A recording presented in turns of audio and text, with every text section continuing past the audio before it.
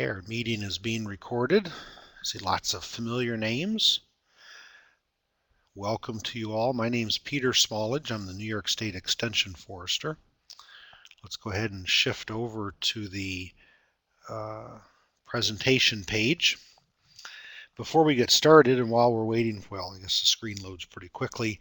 If I could have everyone, just to make sure you're comfortable with the chat pod, because the chat pod is how you're going to interact with me and interact with others if you have questions or comments.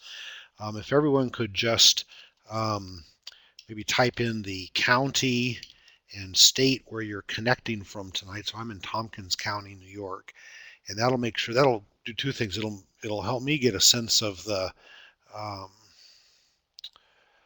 geographic distribution of the audience, and also make sure that you all are familiar with and comfortable with typing things into that chat pod. So if everyone can, we'll just take 30 seconds and go ahead and do that, please.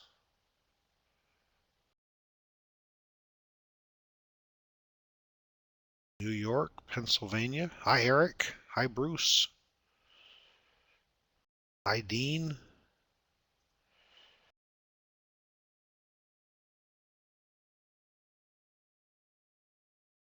Paul, hello. Marcus, several familiar names. Okay. Andy, hi. Good, good. So mostly a northeastern crowd tonight, northeastern, north central. Good. Well, we're going to be talking about strategies to control American beech.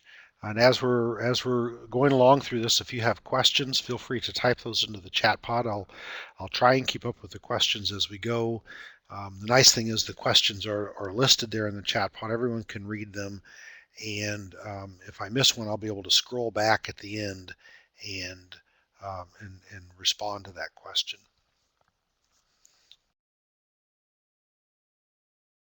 There's been a great deal of work done on American beech. Um, it's something that I've recognized as an issue for a long time, and I've recognized it because of the benefit I've had of interacting with a lot of people. And there's a huge amount of research that's been done on American beech and beech management and diseases of American beech. And much of that research is available through this website. It's a USDA Forest Service website.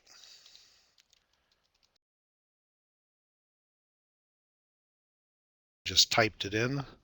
Usually at hot links. I guess I'll have to, well, you can copy and paste it from that chat pod, or just type it in treesearch.fs.fed.us, and you can search by author name and topic and year, title of publications, things like that. It's a great starting point. Many of the publications I've referred to are available through that.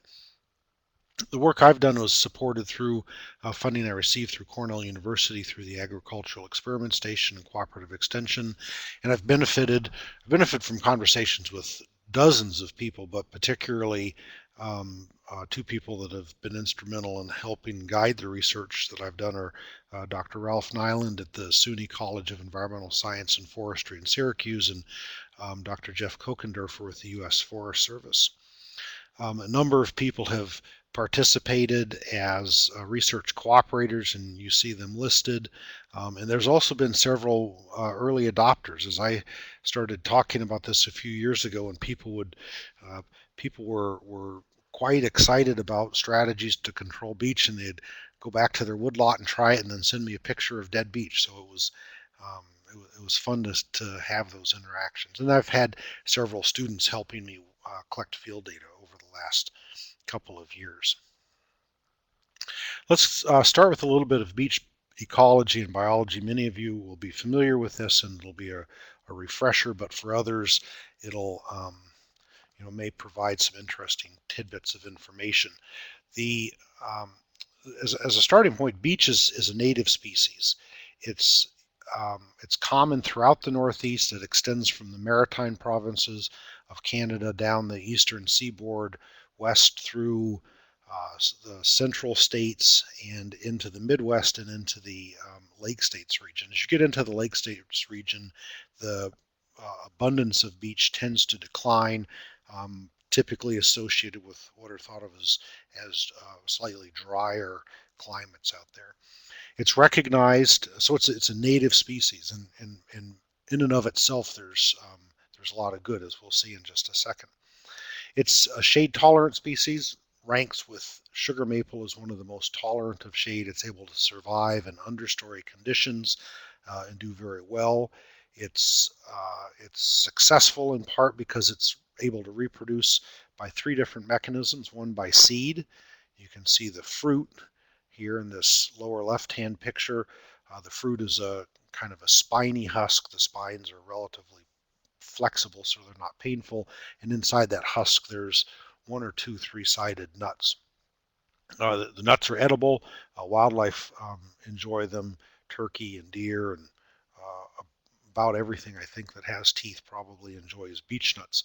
It can also reproduce, the tree can reproduce by stump sprouting after you cut it, or root sprouting. We'll talk more about those two in just a minute. It has the ability to survive and more or less stagnate in the understory, grow very slowly as a small stem, and but then respond capably when a canopy a gap is formed, either because of a harvest or a tree fall or whatever causes that gap. Those understory beech stems are there, established and ready to respond. So they're well positioned physiologically to take advantage of disturbances. And they can survive in the understory because they have a low browse value. There's virtually no nutrition from a deer's perspective. There's virtually no nutrition, and although deer will browse them, they do it only because they have to, and there's nothing else. So if you have a woodlot and the deer are eating the beech, then your deer are probably in pretty rough shape nutritionally.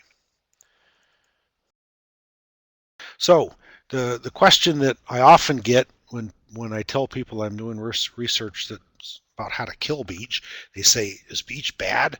with a shock, and I want to go on record saying I really like beech, and uh, and it's a great species, and the direct answer to the is beech bad question is no. It's it's an important species for wildlife. As I mentioned, it's great firewood. It's a very hard wood. It was the wood that was used in grain butcher blocks quite frequently. It's been sliced for veneer, turned into a variety of products, used in flooring, wears very well, and it's used as railroad ties. I grew up in the north central part of Indiana, and um, and there we didn't have any of the diseases that I'll mention in just a minute. And the beech trees were gorgeous. You know, these trees were 80 feet tall and nice, clean, clear stems and just very attractive, stately trees. And Bob points out that beech makes beautiful and durable flooring. It was only within the last year I'd seen beech wood, and I was really impressed at how pretty it was. And I've since acquired a few boards from a friend who had them sawn on a wood miser, and I'm looking forward to some woodworking projects with beech. But there's a condition that beech has to deal with, and when you talk about a bit of beech pathology and entomology, in the late 1800s, early 1900s, there was a scale insect that was introduced into the maritime provinces of Canada. And the scale insect attacks beech. That's what you see in the upper right-hand corner. Enable the full screen mode. So if you want to click on full screen, you can. Those little white flecks that you see are a waxy coating that's covered over the insect, and the insect has a piercing, sucking mouth part, and it draws sugars out of the tree, and in the process of doing that, it effectively numbs the bark of the tree, it does that so that it's able to continue parasitizing the tree, and the tree's defenses are neutralized. As the tree's defenses are neutralized, the tree then is susceptible to infection from a fungus, and that's the picture that you see in the bottom picture. You see 3 different points of infection that have coalesced. The insect does not vector the fungus. The fungus is present throughout all of our woodlands, but the trees become susceptible after the insect attacks them and the fungus is able to get a foothold. The um, the insect, after it was introduced into the maritime provinces, moved southwest, and it created what's been described as a killing front. In that killing front resulted uh, was a combination of the insect followed by the fungus, and then these large all-sized beech trees would die, and and the front would move on, and beech forest would respond after that. There is no, in a practical sense, for woodlot management, there is no cure for those insects and disease. There may, and I'm not familiar with it, but there may well be some insecticides that you could use to prevent the insect from attacking a tree. There's a question I had earlier this week from someone who had beautiful trees in their courtyard, and they'd just gotten the insect and they were worried about how to take care of that. But I don't, on a woodlot management scale, there's no effective cure. So beech bark disease then comes into a forest, and you all have probably seen forests where you have some nice looking beech trees, and then you have some beech trees such as these on the right. This is evidence of beech bark disease. The tree gets cankered, and here's another one in the background. Those are trees that probably within a year or two will either snap off or will completely die. Um, this was um, this is a picture from the Arnott Forest, Cornell University property, and we were out with our daughters and taking a walk on a skid trail, and I looked down and I saw the diseased trees, and next to them I saw what appeared to be these clean beech trees, and I thought this is great. So I walked down and I made them pose with the clean beech trees, and as I was looking at the clean beech trees, both of those clean beech trees on the back side had the same cankering. It's just not evident in this picture. So you always have to look at the other side of the tree before you can assume that it's a clean beech tree. After the beech bark disease moves through a forest, those forests tend to have reduced productivity because there's they've lost some of those bigger trees. They've shifted dominance to other species. They've shifted the beech component to root suckers, which develop in response to beech bark disease, and then you'll add to the management costs because now you have a shifting dominance to a less economically valuable species. Research that's been done in Dave Houston with the Forest Service is Dr. Beech. He's done an enormous amount of research on the disease, and he and others have identified that maybe 1% of stems that we find in the woods are resistant. And the recommendation is to deal with the disease as soon as possible. And here's the link again to um, research if you're interested in learning more about beech bark disease. Oops, sorry, wrong button. Give me a second.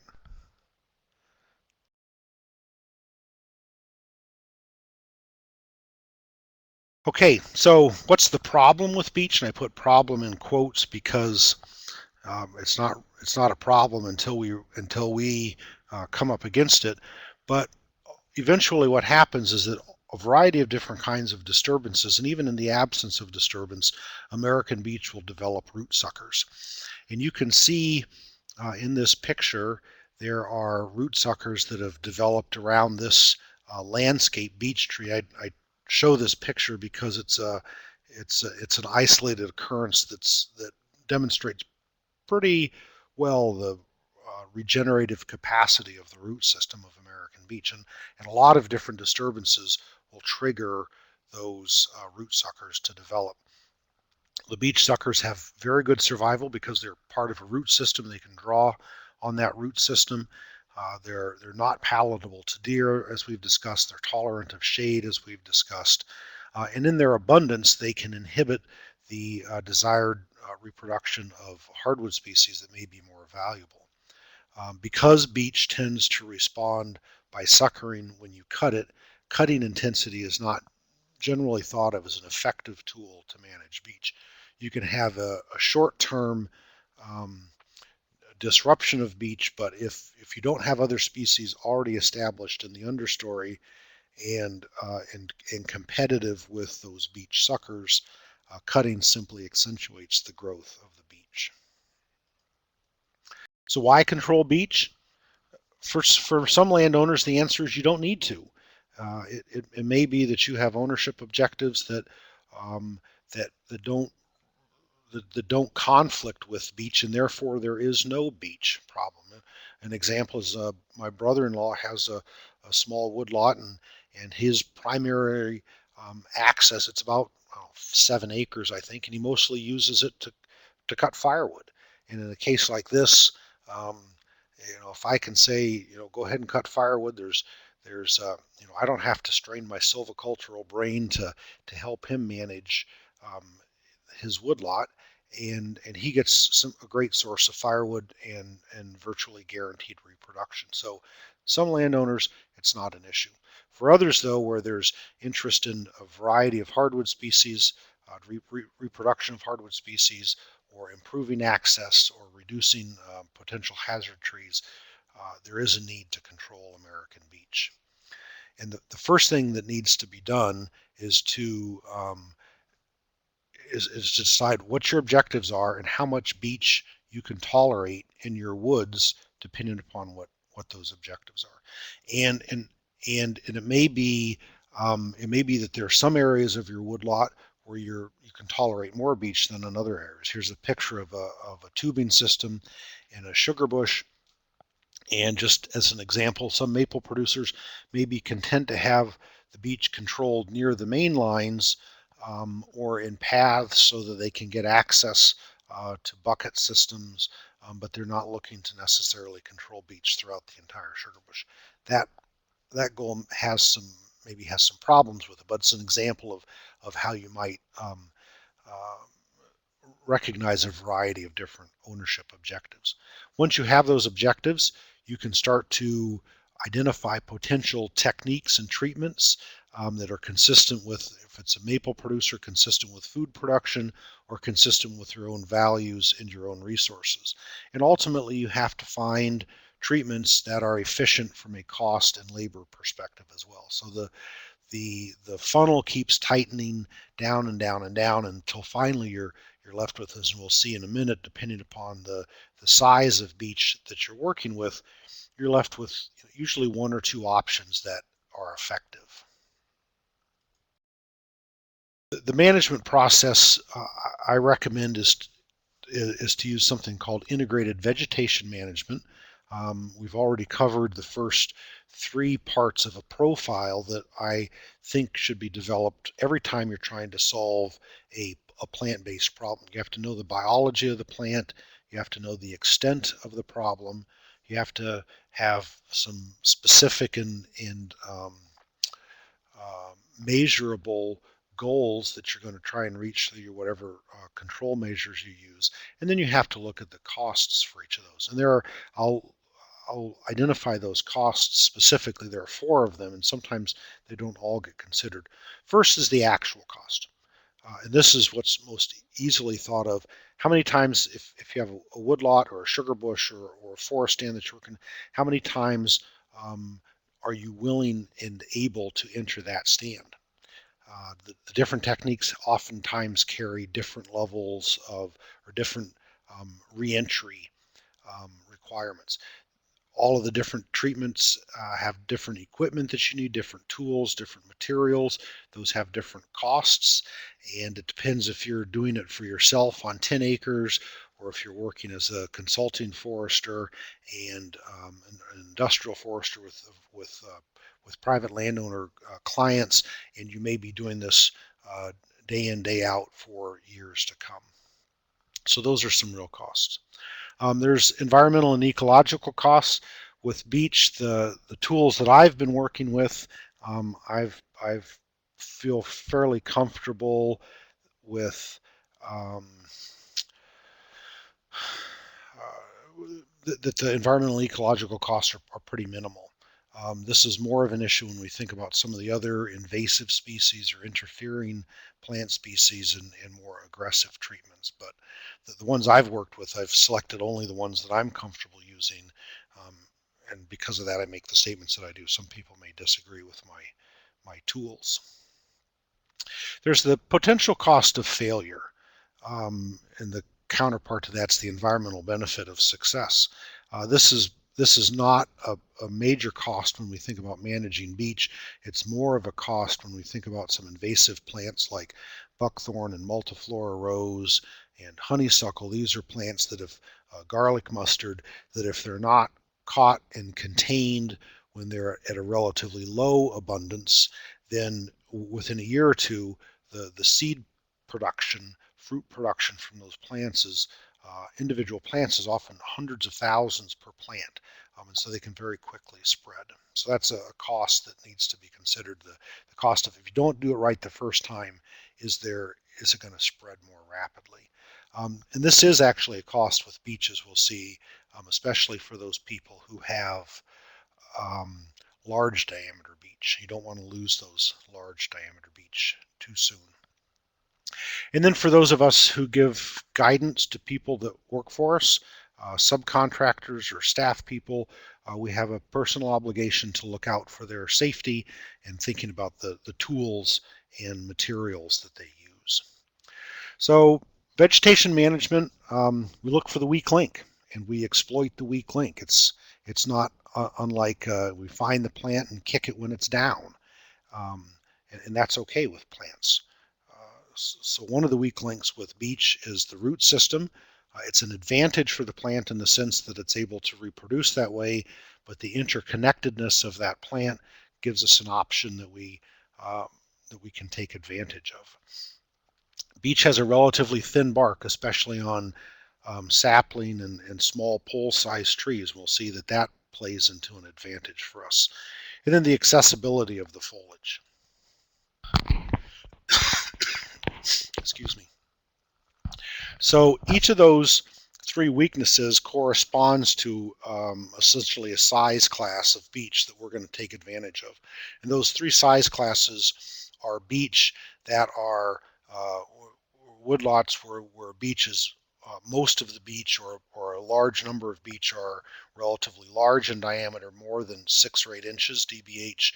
Areas where beech is sapling size to small poles, 3 to 8 inches diameter, and then where we essentially have no large beech or very few large beech, beech less than 2 or 3 inches in diameter. And for those of you that did the advanced reading on that was provided on the website, you'll remember that there is a table that essentially looks like this, and that the presentation is based upon the framework that's provided by this table.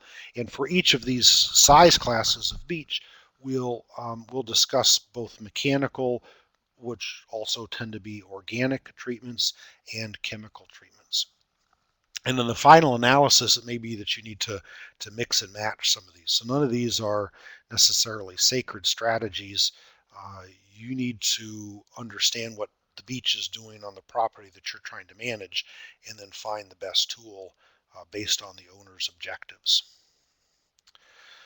So I mentioned pesticides, chemical control, so I need to give a bit of a disclaimer here. As you know, pesticides are a type of pesticides include a variety of different chemicals, such as herbicides, insecticides, fungicides, rodenticides, and they are all formulated to control certain types of organisms. Herbicides, of course, are pesticides that are developed for the treatment of plants. Pesticides are regulated by U.S. Environmental Protection Agency. They're federally controlled substances, and even though you can go into your local farm store and buy pesticides, um, you have an interaction with the federal government when you do that, and you're obligated under certain laws, and it's your in your best interest to know what those obligations are and responsibilities are. In New York State, the state is granted authority through the EPA and they manage pesticide use through the Bureau of Pesticide Management within DEC. Every pesticide has a label. It's a document that's attached to the package, and you need to read and follow that label and understand it. I can't count the number of times I've been, standing in the farm feed store, hardware store, and reading labels to try and make sure that the plant that I want to control is specifically listed on the label. And that's the New York State, at least, is the interpretation, is the plant that you want to control needs to be listed explicitly on the label. Some other things that the label will describe for you, and which is implicit in New York state law, and the laws will vary from state to state, but you need to use personal protective equipment. And in all of the pictures, I've been careful to make sure that the people that are using pesticides are in fact you have their personal protective equipment on. Um, I don't want to give a bad example. Also in New York, if you're a certified applicator, if you're applying pesticides on somebody else's property, you're expected to keep a copy of the label during the time when you're making the application. There's record keeping requirements, and then expectations for the correct storage, transport, and disposal of pesticides. For those of you that are new to the concept of pesticides, I'm going to paste a couple of links. Okay, this first link that I pasted is about a 35-page document from the Penn State School of Forestry Cooperative Extension, and it's great background on a variety of different pesticides, personal protective equipment, which pesticides work for which applications, things like that. It's a wonderful starting document. The second link, if you want a copy of the label, go to this link, which is it's a Cornell. I don't remember what the PIM stand for, pesticide something, I don't know. But it's where you go, you can type in the name of Accord concentrate or Garlon 4 or glyphosate, and you'll get a list of all of the pesticides that correspond with that, and you can print the label from the website. So and those are New York approved labels that have probably pretty good application for many other states, although I strongly suspect that the other states have a similar kind of system. I can't underestimate the importance of being safe and legal when you use pesticides. Oh, and my bullet on home remedies. This is good. I think every time I've given a pesticide talk, there's somebody in the audience that says, because we get talking about price, and pesticides are not inexpensive, and somebody says, well, I found that if you take coffee that's 3 days old and you mix it with some kerosene that you get from your neighbor, and you cut the ear off of your cat and mix it all together under a blue moon, that kind of a concoction works pretty well. Understand that those home remedies, and they don't have to follow that recipe exactly, but those home remedies have no research basis. And when you push those people a little bit further on just how well did it work, I've never found anyone that actually knows how well it works. And even more importantly, they don't know what you're doing to the environment when you dump that combination of goodies onto the ground or onto plants. So legal pesticides result from years of research and investigation, millions of dollars of application fees. They come at a cost for a reason, because it's expensive to get them registered for use in individual states, but it's well worth the money. Okay, so let's start with Woodlands, where we have beech is a large tree, and those beech trees are the dominant beech component, or at least they're beech present. They may or may not have root suckers. These are woodlands that probably have had limited recent cutting or disturbance, and it may be that they were cut 20 or 30 years ago. Beech grow very quickly, so you'd be surprised how soon after some kind of a harvest some of those saplings and poles can become relatively large. The point, though, is that you have a fair number of beech that are at least, I say 6 inches diameter. The implication of 6 inches is firewood size. We're trying to focus on here is finding a tool where um, we can cut beech and utilize the woody material and treat the beech at the same time. So that's the 6 inch diameter. It may be in your area that 8 inches or something smaller perhaps is a quote a firewood sized tree. We've mentioned that cutting in and of itself usually does not produce good results. Certainly if there's an established beech understory. Uh, but if you have large trees, there are selective chemical treatments that you can use. And by selective chemical, I mean a selective is in contrast to a broadcast, where selective means that you can select an individual stem and make some kind of an action on that individual tree. A broadcast is a treatment that occurs to all of the plants in a particular area. So the two selective treatments are cut stump and hack and squirt. And we'll go into more detail on both of these, but just a couple of quick comments on those.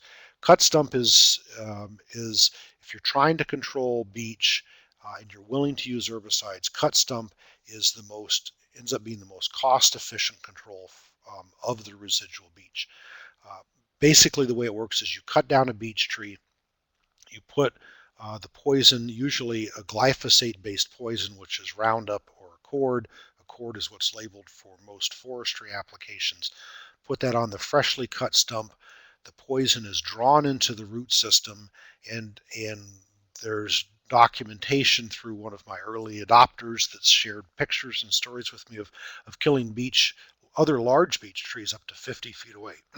I've measured mortality of large beech trees as many as 39 feet away from my treated stump.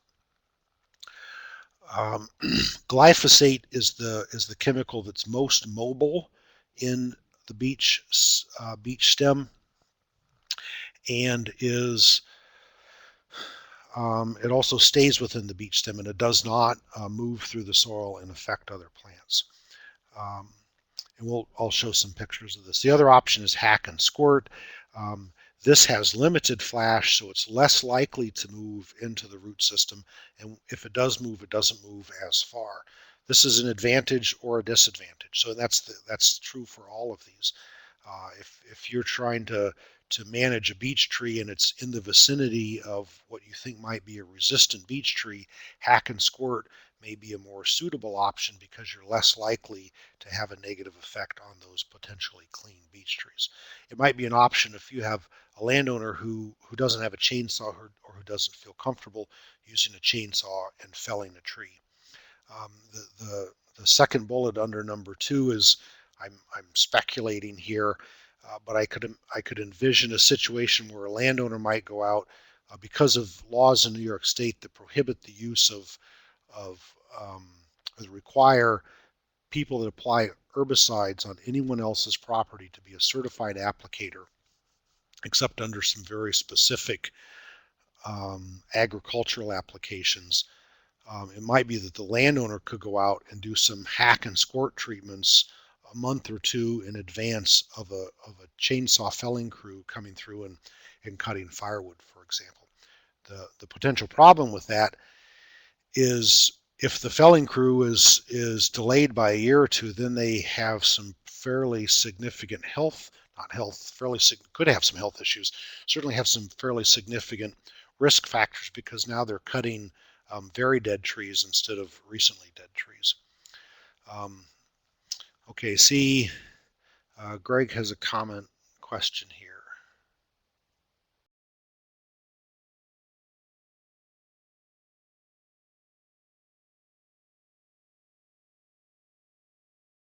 Okay, so the question is about cutting diseased beech in order to promote the growth of sugar maple. Whether you cut the beech in 1 acre in stages.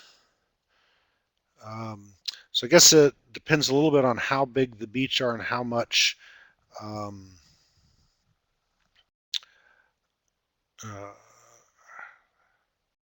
big the beech are or how big the sugar maple are relative to the beech and whether the sugar maples are established. If the sugar maples are established, and you're cutting the beech, and you have essentially two layers, and the sugar maple are taller than the beech suckers, the sugar maple will be competitive with those beech. Uh, I wouldn't worry probably too much about sun scald if you're working on relatively small areas like an acre, and especially if you can um, configure them, something other than a square. Um, Anytime you add sunlight to the forest floor, the last question, anytime you add sunlight to the forest floor, you run the risk of sprouting of other species. So um, that's something you need to be conscious of.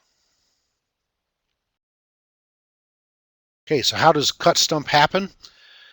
And this is based on, this is I'll be talking here in a second about some research that I started. It was based on work that Jeff Kokendorfer and people that he's associated with in the Forest Service did.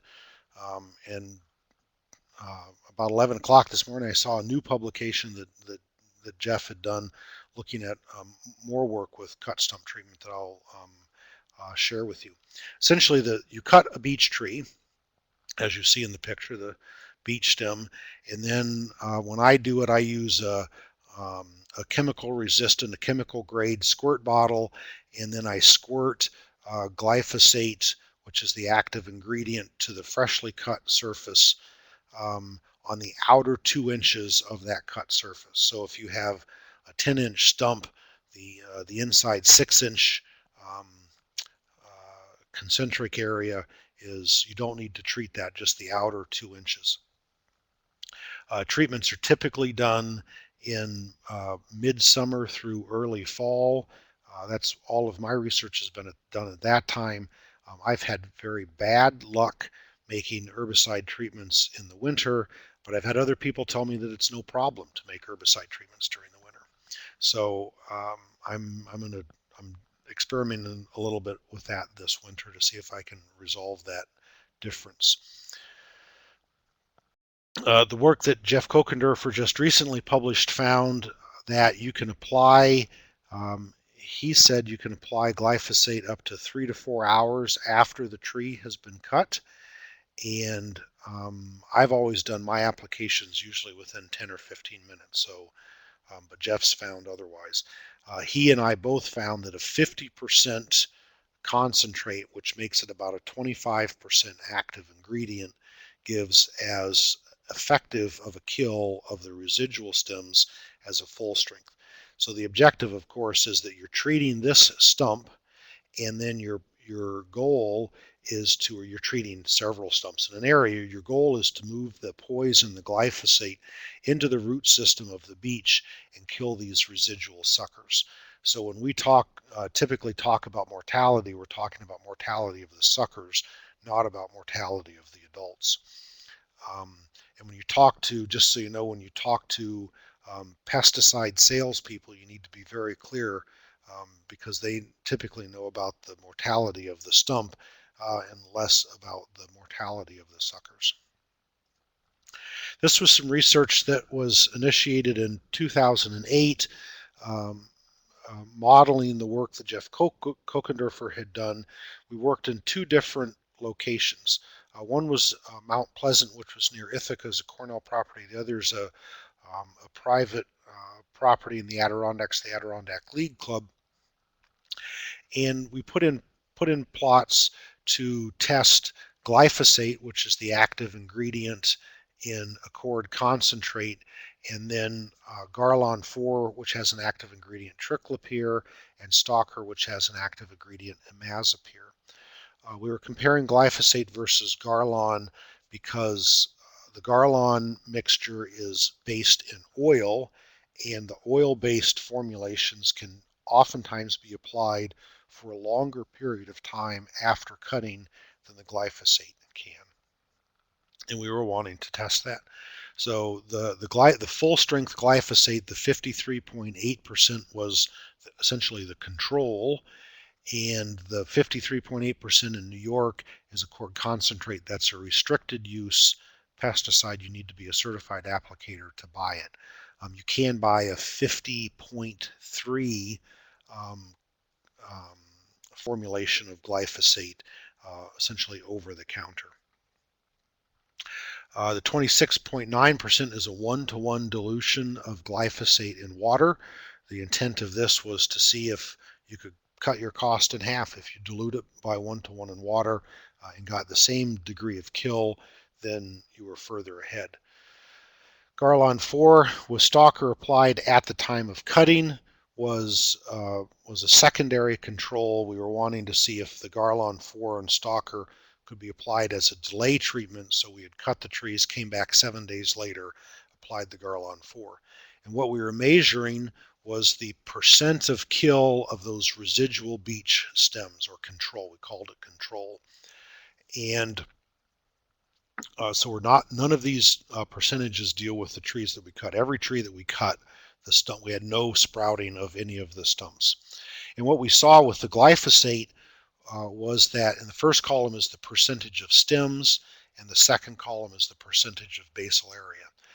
And in both cases, we saw fairly high correspondence between the one-to-one dilution of glyphosate in water and the full strength concentrate. So there's no advantage, and this is played out in the recent publication by Jeff Kokendorfer. There's no advantage to the full strength, and a one-to-one dilution is easier to move through the nozzle on your squirt bottle and should cost you about half as much money.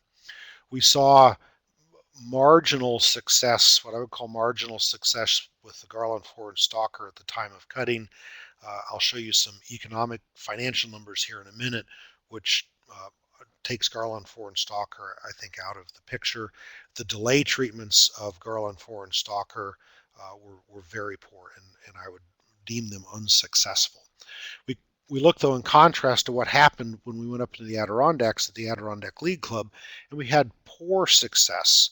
At our a 30% control versus a 75 to 90% control of the same chemical, the same exact treatment. I worked, I did all of the herbicide applications. It was the same batches of chemical. Kevin Verkler helped me cut some of those plots, but essentially all those plots were treated identically, the same time frame, same season of application. So we were stumped. And my students, after they finished at the Adirondack League Club, called me up and said, basically your research is awful. You might as well hang it up.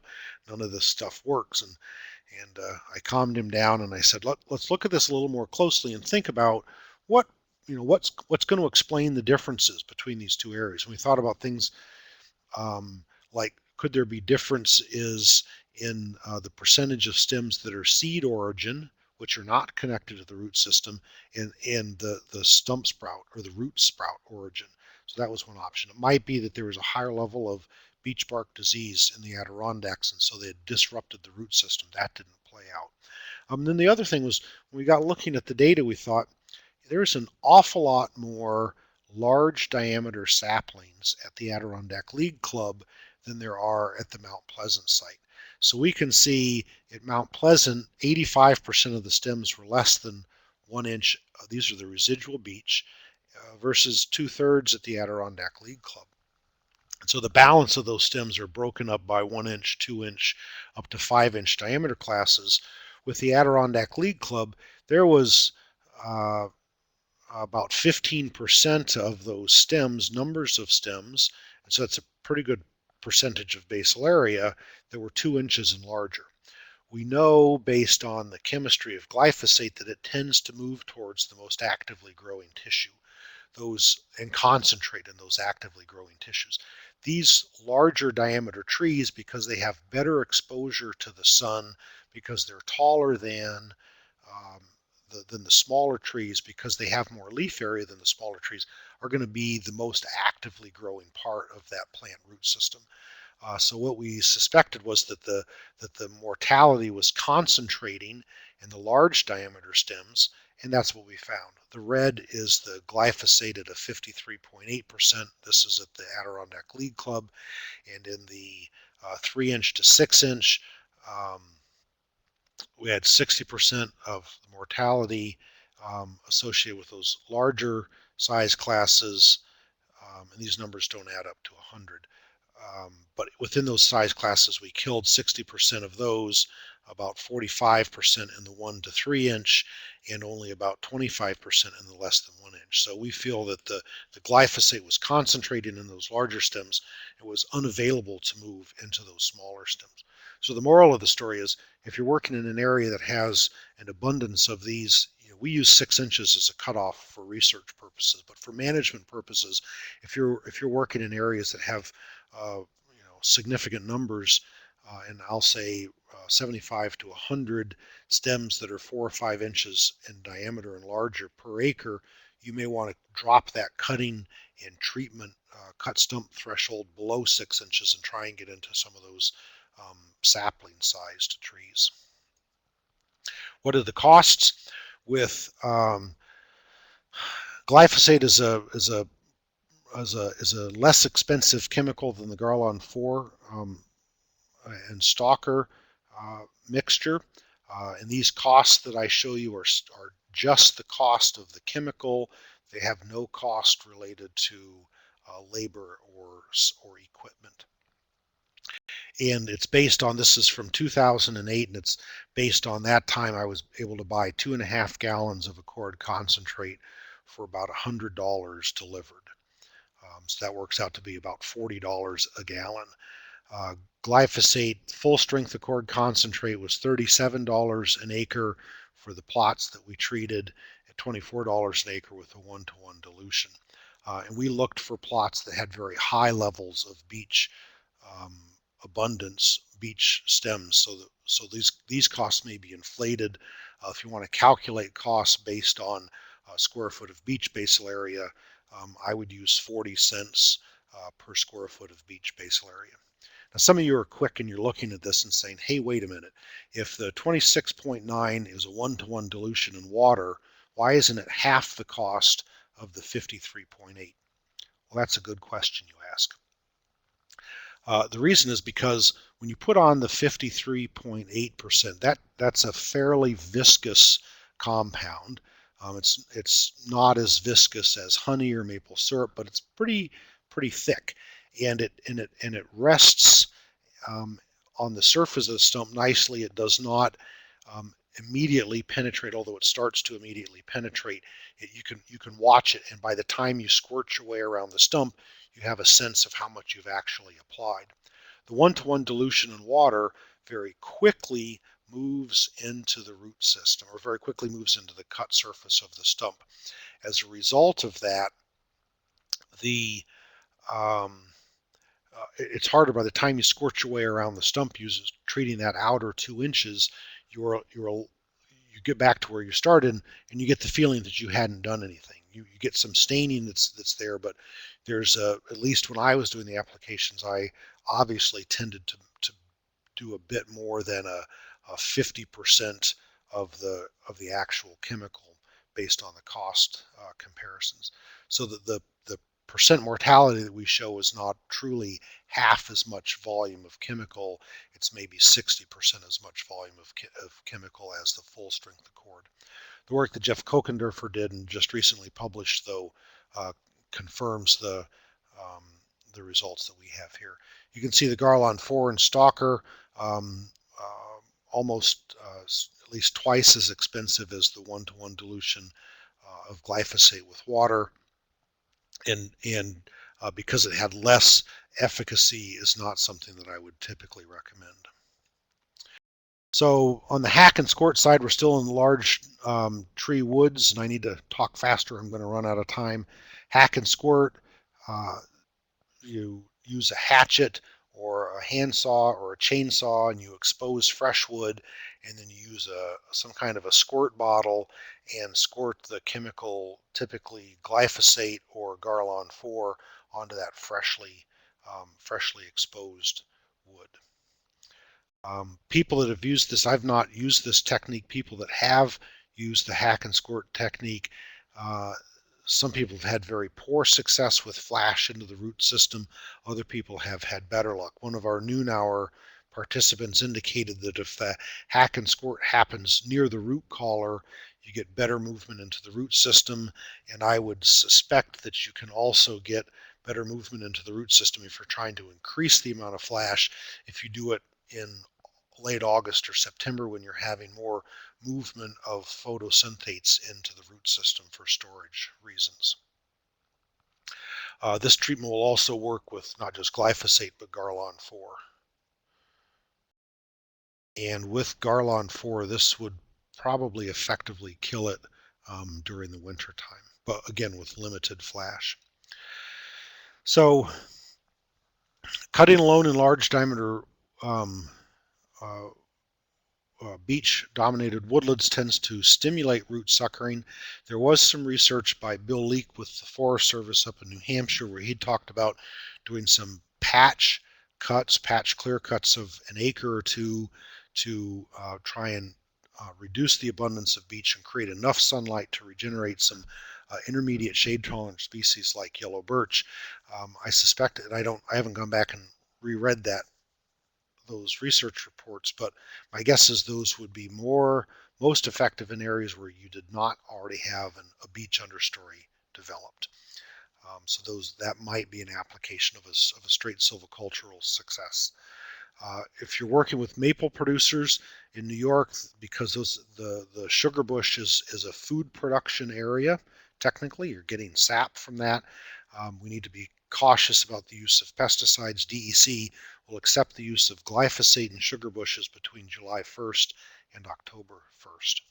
As I mentioned, if you have clean beech without evidence of scale or insects, those are worth trying to retain as a genotype. They may end up subsequently becoming infected, but it's worth saving them while you can. So either don't do any chemical treatments near them or use hack and squirt. And if you use hack and squirt, try and use something like Garlon 4 that has very poor movement in the root system and essentially doesn't flash. The costs for these cut stump treatments are very favorable. Somewhere in the order of $40 to $60 per acre for labor and chemical. This is based on Jeff Kokendorfer's research. And in some cases, you may actually have a 0 to a positive return depending upon the value of firewood. Now, this would depend on who is doing the work and if you had to hire a logger to come in to do the work. And most loggers in New York, and I'd venture in many other states, are not certified applicators, so they may come at a higher price tag. Here's a summary of that. So beech larger than 8 inches tend to focus, I think your best success is going to be with chemical treatments. Okay, what do we do in woods that are predominantly dominated by saplings? These have some history of cutting or disturbance, and they may have uniform or variable stem diameters, but the woods are dominated by 2-inch to 6-inch or 3 to 8-inch size trees. And the point is we've lost the larger trees. If you still have the larger trees, the cut stump treatment is the optimal control method. Here the point that we're focusing on is that you're going to be treating fewer than 500 beech per acre. The maybe 400 to 500's a point of economic threshold that Ralph Nyland described to me as an economic threshold. And if you got below 500, you could justify doing selective treatments, treating individual stems. Above 500 stems, of treating 500 stems, you wanted to go to a broadcast treatment. Now it may be that you have more than 500 beech stems per acre, but because of the prescription, you're only going to be treating fewer than 500 per acre, and we'll talk about that here.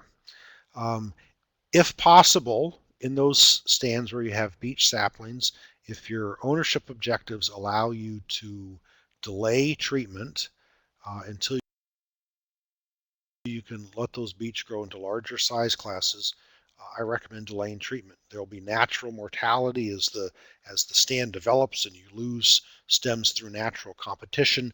You'll attain more beech of larger diameter that provides you additional options for management.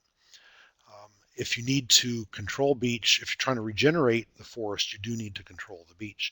As we see in this picture, you may have a situation where you have a sugar maple or a red maple and the crowns are competing with beech. other desirable species, and you don't need to treat every beech. You're doing an intermediate treatment. You're not trying to regenerate. You're just trying to control composition and growth and quality in the stand. And so you could use the treatments we're going to talk about to control that beech and that beech and that beech and release that whatever that is, sugar maple or red oak. So here we have the option of organic treatments, which are mechanical, and these are selective in that we apply them to individual stems. These include things like, and all of them basically girdle the tree. So they disconnect the crown of the tree, the leafy part of the tree, with the root system. Um, Girdling here, and yes, I know this isn't an American beech, that's a white ash, but it's a good picture of a double girdle as a strategy to kill the tree. Here's a picture of flame weeding. This is Paul Osborne, who's a park manager at the Genesee County Park out in Bethany, New York, near Batavia, and we were working on a flame weeding project of beech there several years back, and then we'll talk about brush sawing in a minute. All of the mechanical, the organic treatments tend to be most effective when we work with beech. The treated beech stems are beneath a closed overstory canopy, so there's shade above the beech that are being treated. That tends to reduce the amount of suckering and the vigor of those stems. I think they're probably most practical in relatively small areas. Um, and you have to treat every beech stem that you want to kill. So there's no essentially collateral damages we can get with a cut stump treatment. Not collateral damage isn't the right word. There's no movement of mortality from the treated stem to other stems. The sprouting response has not been well studied.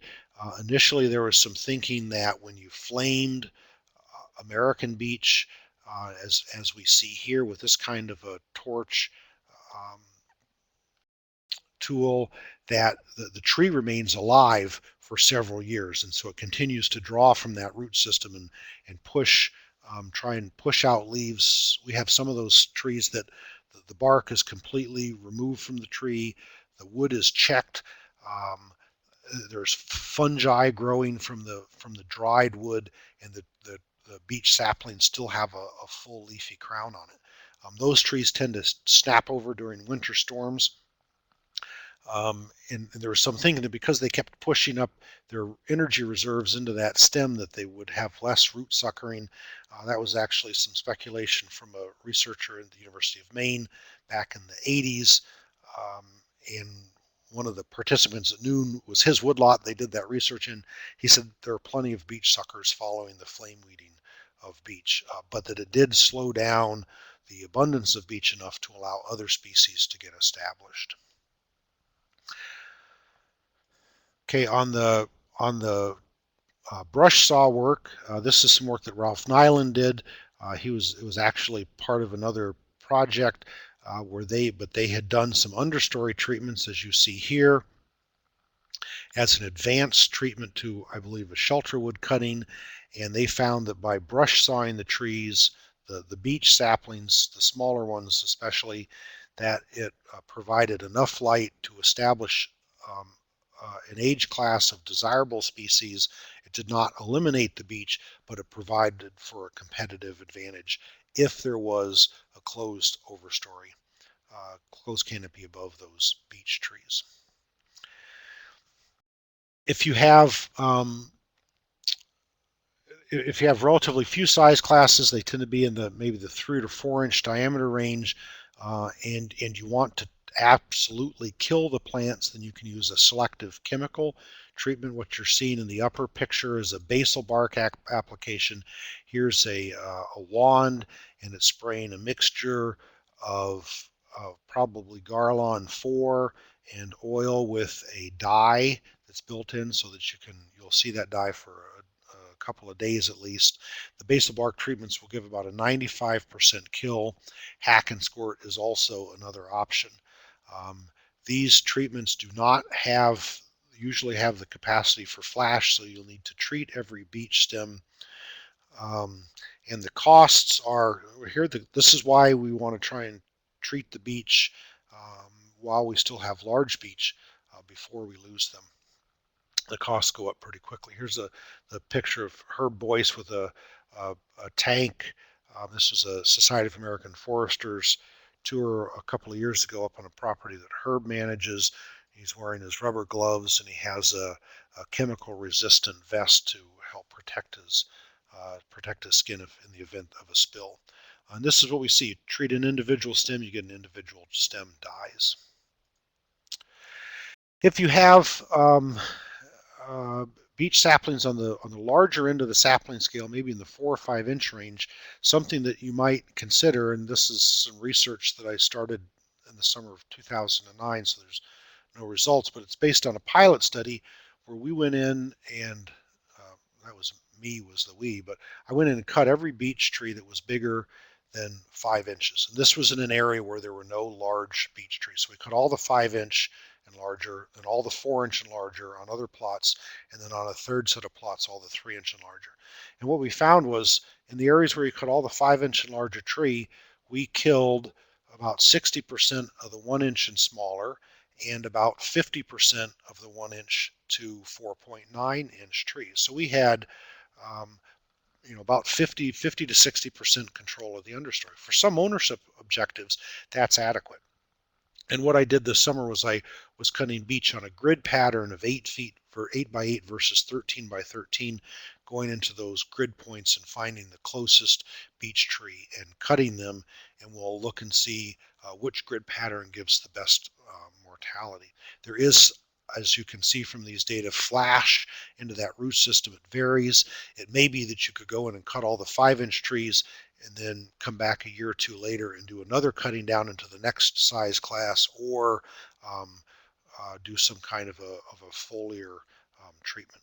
Costs are going to be about the same costs as a chemical cost, but without the option for firewood. So summarizing the saplings, I'm going to wrap up here quickly. I know y'all are being very patient. 3 inch to 8 inch selective girdle with either saws or flame or goats, as I'll talk about in a minute. These tend to be most effective when you have a closed canopy forest.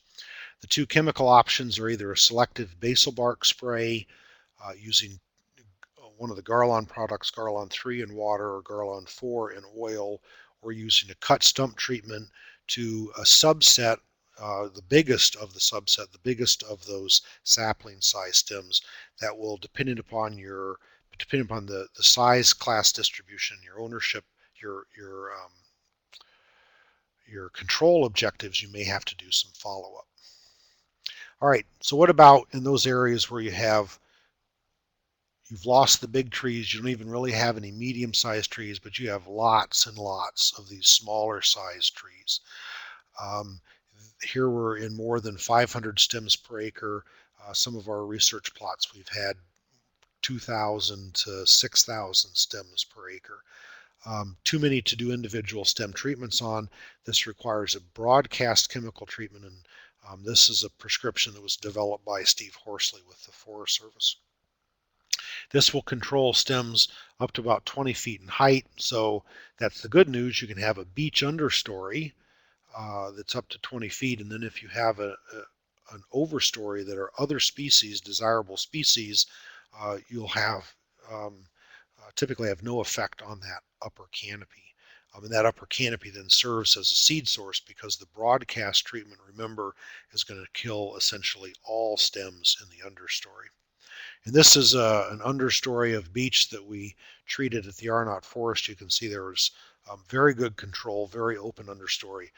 Some of you from states where there's lots of deer, you'd look at that and say that's a browse line, but that's a browse line about 20 feet off the ground.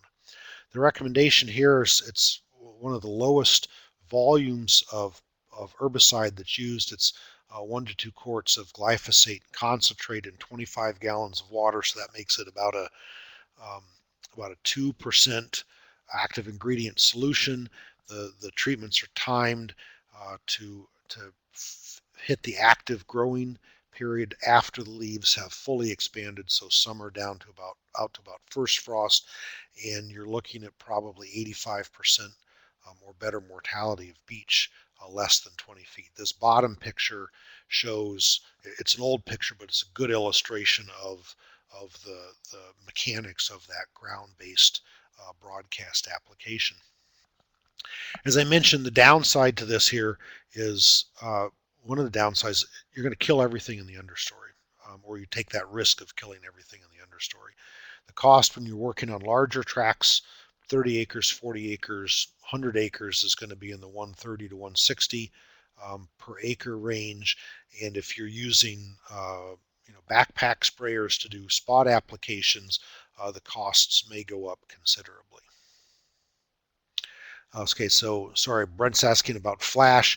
Flash is the movement of a chemical from the treated stump into, or from the treated plant into the interconnected root system.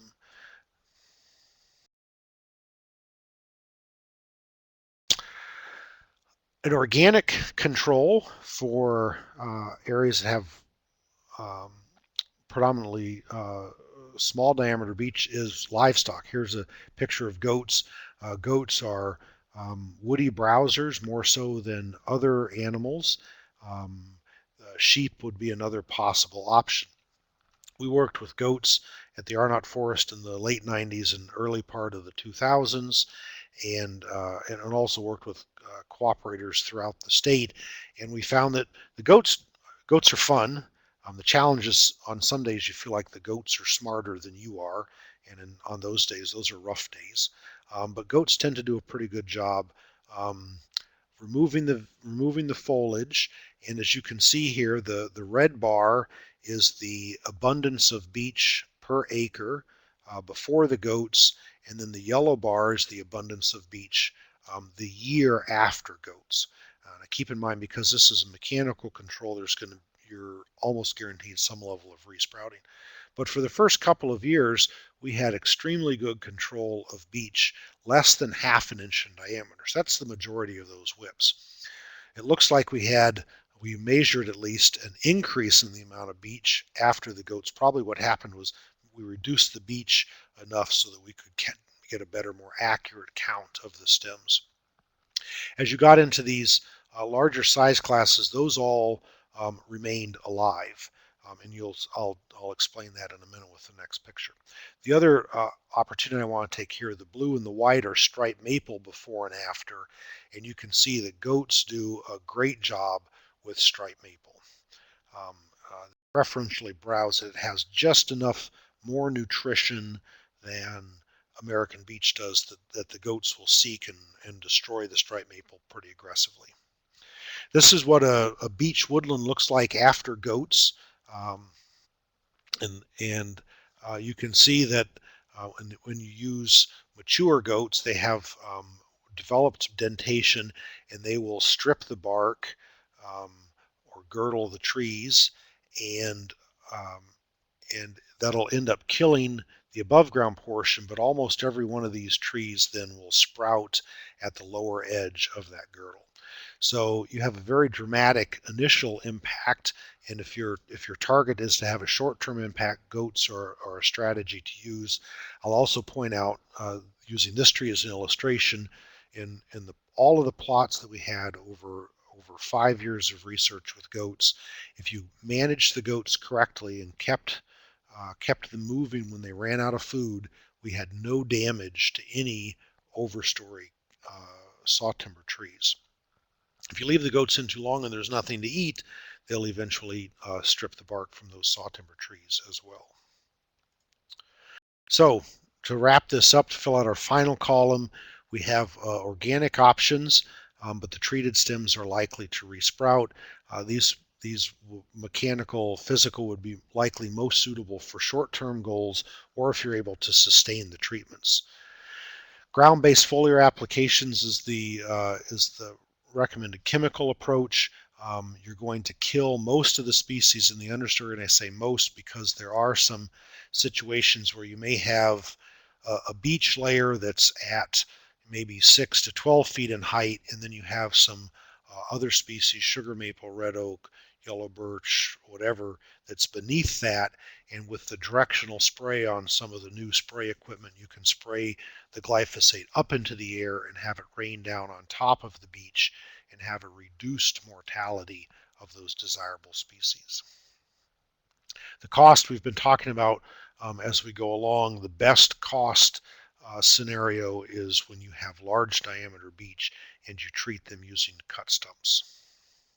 So to conclude, uh, first you have to develop your profile, understand if you need to control beech and to what extent. If you decide you want to control beech, set some specific targets um, so that you can monitor your effectiveness, targets for percent mortality, how long you want to control it, the spatial pattern of control. Select the appropriate treatment method. Read and follow the label if you're using pesticides. Know that what we call success with organic methods, the mechanical methods tend to be best under a closed canopy, and then monitor for treatment effectiveness. My recommendations are you should prioritize areas, treat those areas. If you have large beech, those I think are the areas to prioritize first. If you want to control beech, work with a large beech first, simply for economic reasons and ease and environmental reasons. You know, if you can do a selective treatment to a beech stump and know that the chemical is going to be contained within the root system of the beech, that seems to me preferable, and you can do it either at a zero cost or maybe with a very modest return. That seems like a better strategy than cutting the beech and then coming back 10 years later and paying $140 or $150 an acre to do a broadcast herbicide.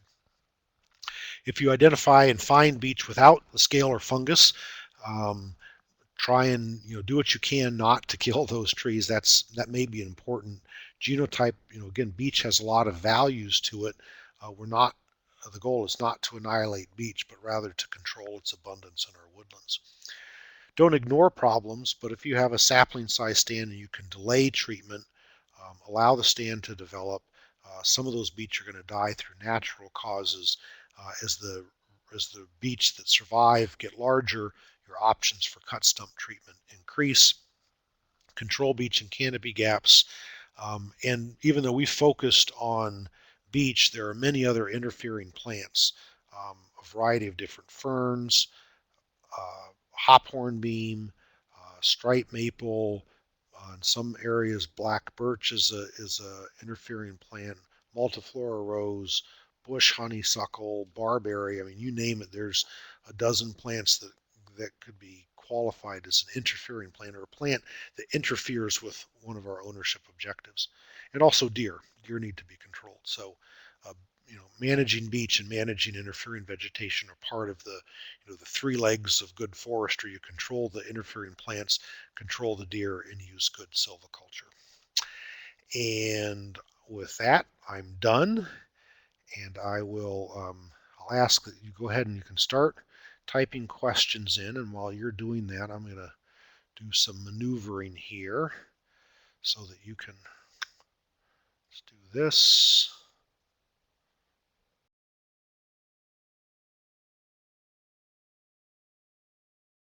In case you didn't get the CFE credits turned in. Okay, so let's look at these questions. Okay, from Eric. Hi, Eric. Did you try different stump heights, 2 foot and taller, and if so, did you notice a difference in treatment effectiveness? The basic answer is no, but that's I'll explain in a minute. Most of the time when I did the cutting in the stump treatments that we did in 2008, those were um, those were cut essentially as at a commercial height. So I did all the felling using directional felling, and so my stump heights were usually a few inches up to, on the really big trees, I might get up, on a 20-inch tree, I might have been working with a 2-foot stump or an 18-inch stump, but typically they were quite small. Now the caveat to that was in the 2007 research, when I piloted this project, the control plots we used at the time, we didn't do any any chemical applications on it. It was agitating because I knew what was going to happen when you cut a beech dominated forest and you don't treat the stumps. You make a heck of a beech problem. So in those areas, those control plots in 2007, I left the stumps deliberately, and most of these trees were 10 to 16-inch diameter beech. I left those stumps about 2 feet tall. I went back to those same plots in 2008, so about 14 months later, and I resurfaced at 2-inch increments down those stumps until I got to a point that it looked like clean wood. And now this is not a replicated study, so don't make investments based on this guidance or this observation, but it looked like the stump stained at a rate of about an inch per month. So I got down, when I'd usually get down to about 14 or 16 inches, I had what looked like clean, fresh beech wood. I continued down and surfaced the stump about as low as I could go, treated those stumps 14 months after cutting, and I got movement of glyphosate. This was full strength glyphosate into the root system, and I got kill of residual beech. And I'll say on that particular plot, it looked like it was 70 to 80% kill of those residual beech. So from that, and this was talking with Ralph Nyland, thought about what could you do after the fact. If you have an area that was cut a year ago, do you have any options? You've lost the big beech. Did you truly lose all of your options? So in summer of 2009, working up at the Adirondack League Club again, and then in Saratoga County and near the Ithaca area, we did two combinations. We did chainsaw resurfacing, and chainsaw resurfacing, and then we compared that to drilling holes. So we had a gasoline-powered drill, and we drill holes, and we calibrated the size of the hole and the depth of the hole and the number of the hole. So I was trying to put on about the same amount of pesticide for the cut surface resurface as well as the drilling of the hole.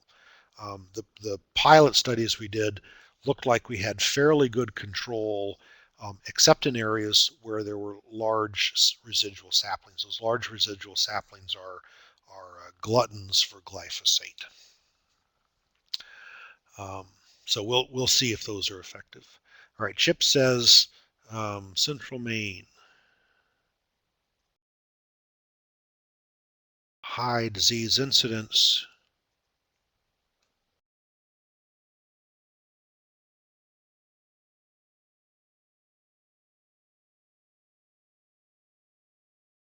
So you're using the areas 2 to 3 acre clear cuts. These are this was some of the work that I mentioned that Bill Leake had done in New Hampshire, and the intent is to make those cuts create enough sunlight to get other species established. As you're seeing some success with that. You don't eradicate beech, and if you don't have an established beech understory, then I wouldn't be surprised that you're seeing the results that you do. You can't get other species established and up and running. If you had an established beech understory, um, I would be surprised if that would be as effective. Um, Simply because those beech suckers are going to respond very well. And I'm sure you've seen, if you have a 12-inch tall or a 24-inch tall or a 4-foot tall beech whip, and you give it sunlight, it's going to grow much faster and very quickly than waiting for a seed rain from a pioneer species, whether it's paper birch or um, black cherry or something like that, the seed to come in, the seed to germinate. You're looking at several years before those seed origin plants are going to be competitive with anything. So I'll try and find the paper by Bill Leake and post that on my website so that so you go to my website, which is theforestconnect.info, and go to publications and then scroll down to where it talks about herbicides, and that's where I'll post it. That'll take me a couple of days, so don't if I don't have anything by the end of the week, don't fret and stew. So, and as I'm doing this, please, I especially look for you in that upper right-hand corner is the exit survey. That's a chance for you to share with me the some of your thoughts about this particular webinar and future potential webinars. Those data are essential for me. I'm able to use those and talk with my administrators, and they've made major investments in this technology that allows you to sit at home and me to sit in my office and share this information with you. So please do take advantage of that link. I track the time it takes, and most people can fill out that survey in about literally in 2 or 3 minutes. So,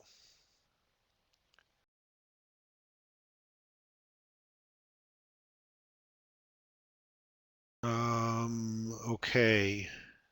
Pennsylvania growth after clear cuts dependent on deer population, especially for desirable species. Yes.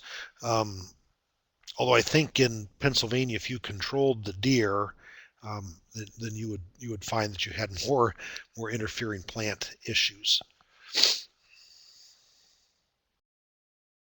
So, and Eric sent me a clarifying um, the in the higher stumps. I think I haven't done that, and what I would say is if you have a chance to do it, go out and try it, and see what happens. if you're if you're especially if you're working in those sapling size stands with 4-inch and 5-inch trees, um, it'd be perhaps more quick to do your cutting at essentially at elbow height.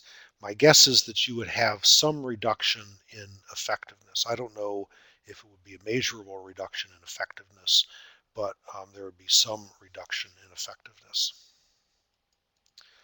And Carl confirms that here in central New York, deer are also a big problem. Well, I will. Looks like everybody's winding down. I want to thank you again um, for your time, and my apologies for running over. But I guess the nice thing about the evening is that most of us have a little bit more flexibility maybe than when we're running at the noon hour. So if you haven't taken the survey in ChatPod 3, please do that. And I'll look to see you again next month, the third Wednesday of February. Brett Chedzoy is going to be talking about using silvopasture as a strategy to control interfering vegetation, but also to provide you with some more frequent income opportunities than perhaps simply working with timber production or even firewood management. So have a uh, have a great evening, a good week, good January. Happy New Year. I forgot to say Happy New Year to everybody. Here we are already in the second decade of the third millennium. So have a great evening. Thank you all.